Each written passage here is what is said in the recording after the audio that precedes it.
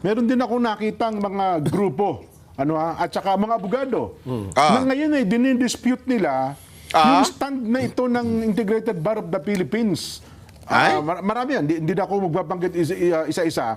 Pero mga kilalang abogado rin po ito na sinasabi nilang hindi naman sila tananong ng IBP o kaya ng pamunuan ng IBP para lagumin ang isang sentimiento na yun nga ang pananaw ng IBP sa kabuuan ng mga abogado sa ating bansa, Sen. Tama siya kasi ako bilang kasapi ng IBP, wala namang tumawag man lang sa akin o nag-text sa akin. Sana man lang kung merong national na census o kaya survey.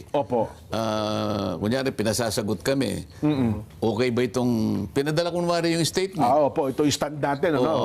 Okay ka ba? Kung okay ka, yes. O kaya kung no. Siguro... Baka sakaling merong semblance ng consensus getting. Halimbawa, ang problema, bigla na lang lumitaw noong June 4, 2026, yung isang statement na may pamagat na official statement on what constitutes a legitimate quorum for the Senate to conduct official business.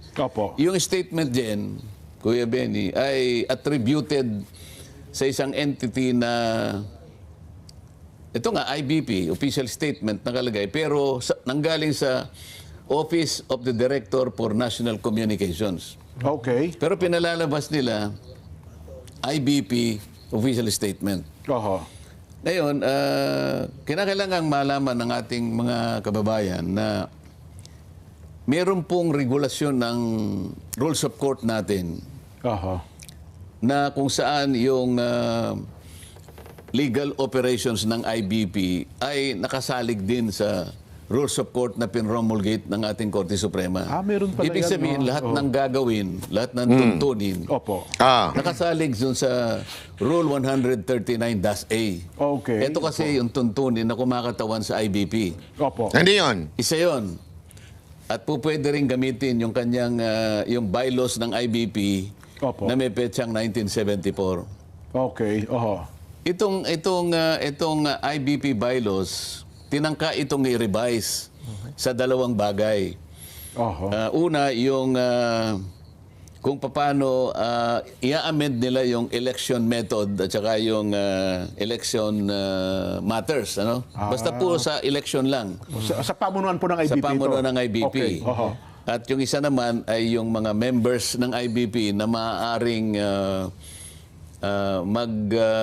sumama sa government service. At kung paano yung eligibility nila for election. Yun lang ang proposed amendments. Ngunit hindi pa pinagtibay ng Korte Suprema, nakabinbin.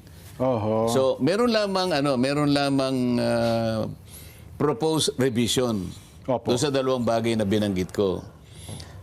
Kaya lang, Como hindi naman napagtibay at kahit napagtibay, hindi naman naging daan yon para makagawa sila ng statement Alam mo kung bakit? Yung Section 13 mismo ng Rule 139-A ng Rules of Court. Itong Rules of Court kakilala ng ito ay alam lahat, parang Biblia ito ng lahat ng abogado ang nakalagay doon ay the IBP, sabi niya, is strictly non-political and every activity tending to impair its basic feature is strictly prohibited and shall be penalized accordingly. Sa mga tuwid, hindi sila pwedeng gumawa ng isang political statement. Ayun mismo sa tuntunin namin ng mga abogado. So, Section 13 yun, Rule 139-A. Okay, ngayon, maski sa IBP bylaws, na may petsang 1974, Section 66 dyan, Ang sabi rito, public statements, no committee or member thereof shall publicly express any opinion or conclusion respecting the assigned functions or work of the committee without previous authorization from the Board of Governors or the Executive Committee. Ngayon, wala namang malinaw na ito'y pinayagan ng Board of Governors o yung Executive Committee ng IBP. Opo. At wala rin namang committee na ang tawag ay Committee for National Communications na kung saan di umano nagmula yung IBP official statement. So wala pala yun. Walang committee ang ganun sa ilalim ng IBP. Walang committee ganun. Grabe, At kapag kahit na may committee ganun, maliwanag dito na nilabag nila yung Section 13, Rule 139A. So kahit may committee, pero again, dapat sana board ang magdidesisyon. Sabi dito, hindi naman board yung nagdesisyon. Yung isang parang committee lang ng communication na hindi naman pirmado ng mga board members.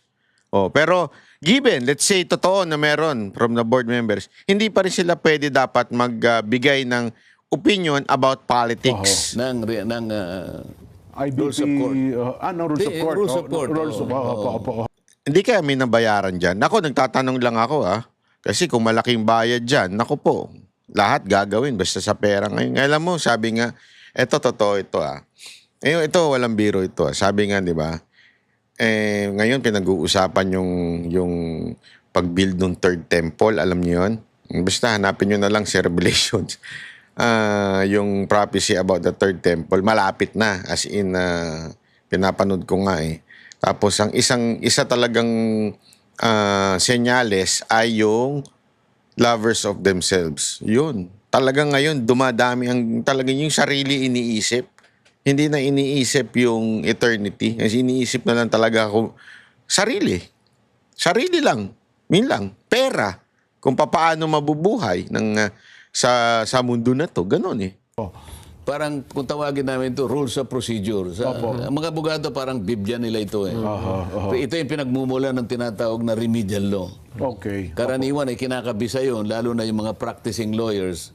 Kailangan kabisahin mo yun para pagharap mo sa korte, hindi ka naman masyadong napag-iwanan.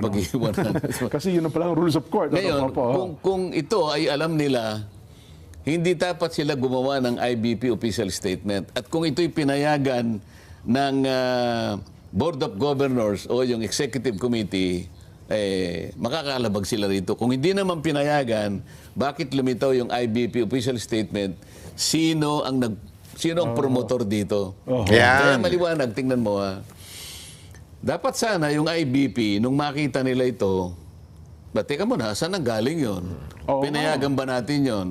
Kung pinayagan, nagkamali po kayo, baka magkaroon po kayo ng problema dahil ang sinasabi rito is strictly prohibited and shall be penalized accordingly. Ibig sabihin, may kaparusahan po ito. Kung hindi naman nila pinayagan, ano hong gagawin nila? Ganun nga. Dapat tiningnan nila sino yung gumawa nito sapagkat ito ay inakala o ipinalitaw nila, ipinakita nila na nanggaling sa IBP. Dapat i-disown nila ito. June 4 pa ito Ngayon, lumabas itong binabanggit ko kanina sa'yo na nasa page 2 ng isang malapad na dyaryo, great legal minds, sabi niya gano'n. Agree. At malamang may nagbayad pa niyan kasi kung IBP na naman ang nakalagay ron. Hindi, advertorial Natural, may bayad, bayad talaga po. Grabe, buong page. One page yun Whole Mahal niyan. page. Ngayon, Nagbayad talaga sa media yan pagka one page sa isang dyaryo. Yun yung sinasabi nila. Si dating Yusek Benny, may hawak na dyaryo yan. Kaya alam niya yan yung bawat page. Pag kumuha ka ng page yan, lalo na broadsheet, ang mahal niyan. Bakit sila nagbabayad just to give a statement?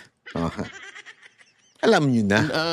Ito kaya ay papayagan ng katulad kong miyembro ng IBP na alam ko naman na hindi sila pwedeng gumawa ng political statement pagkatapos ginastos pa yung pera ng IBP para sa ganon ay isang pahinang dyaryo ang babayaran. Kung hindi ako nagkakamali, hindi bababa sa 150,000 ng isang... Tama po, mahal yan. Baka mura pa yun. Broadsheet ito Nako. Isang buong pahina, ginamit nila at Lupit, pati IBP, yung Logo. emblem na nga, yung logo ng IBP nandoon. Ibig sabihin, meron silang pagsang-ayon dito sa ginawa nilang advertisement na ito. So mali yan. Mali yan. Sinasabi ni Senator Marcoleta, may maling ginawa. Nilabag nila yung kanilang sariling batas. Ayun. Malamang, sa malamang, may nagmaniubra na naman yan mula sa gobyerno. Hindi naman gagalaw ng ganyan yan kung walang nagmaniubra o walang nagpondo. Hindi natin alam kung binayaran ba para maglabas ng ganyang statement. Hindi natin alam kasi ultimong yung paglabas sa dyaryo, di ba? Yun, may bayad. Naku, grabe talaga ngayon sa Pilipinas. Oo.